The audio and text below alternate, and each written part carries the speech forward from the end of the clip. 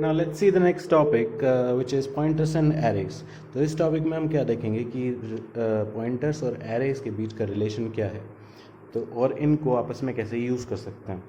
तो let's initialise an array. अगर हम मेरे पास एक एरे है इंट a और इसका साइज़ 5 है let's say, and also I am assuming here, मैं यहाँ मान के चल रहा हूँ कि ये जो मेमोरी है वो बाइट एड्रेसेबल है, तो एक इंट का साइज़ 2 बाइट होगा उस हिसाब से. तो यहाँ पे जो एक इंटीजर है उसका साइज़ जो है वो 2 बाइट्स है, मैं ये एज्यूम कर रहा हूँ.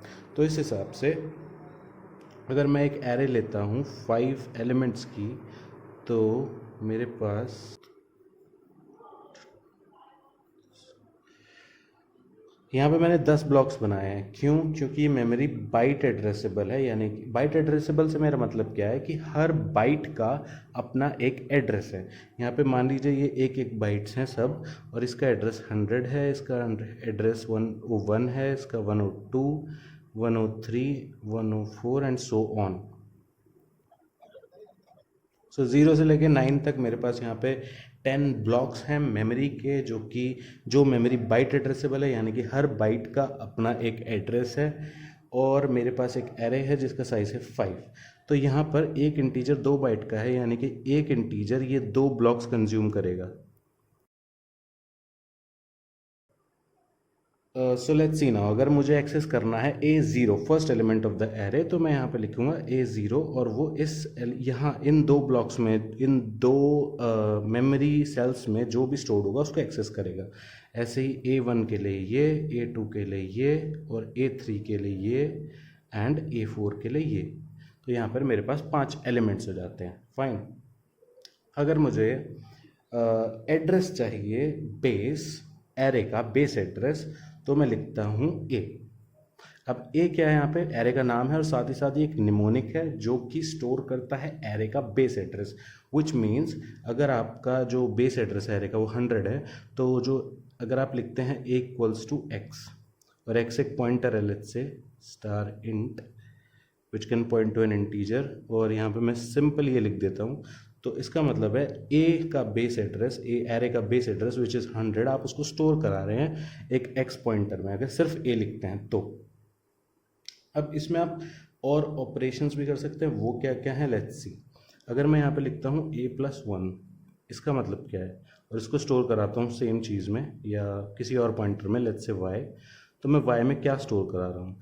a+1 का मतलब है base address of the next element. यहाँ पे हम एक ब्लॉक आगे नहीं बढ़ेंगे, अब यहाँ पे हम नेक्स्ट एलिमेंट पे जाएंगे a+1 पे, यानी कि अब y के अंदर किसका एड्रेस होगा? सेकंड एलिमेंट यानी कि a1 का बेस एड्रेस विच इज़ 102. तो y के अंदर स्टोर होगा यहाँ पर 102.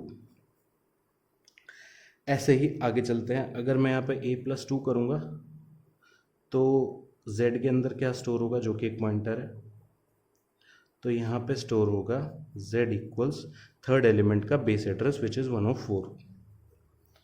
फाइन. और इसको किस तरीके से यूज़ कर सकते हैं ये देखते हैं. आप इसको एज पॉइंटर्स ट्रीट कर सकते हो निमोनिक को, और इसमें वैल्यूज़ एक्सेस कर सकते हो इससे. तो ये कैसे करते हैं? अगर मैं यहाँ पे लिखता हूँ a+1 का स्टार, तो value pointed by a+1 you can access through this. तो a+1 का मतलब क्या है? a+1 यानी a का second element which is this, और इसका बेस एड्रेस 102 है. तो 102 इस लाइन का मतलब है, और इसका मतलब वैल्यू पॉइंटेड बाय दिस. तो इसमें जो भी स्टोर्ड होगा यहाँ पर, मान लीजिए जो ए एरे है हमारी, उसमें एलिमेंट्स क्या क्या हैं? 10, 20, 30, 40 एंड 50.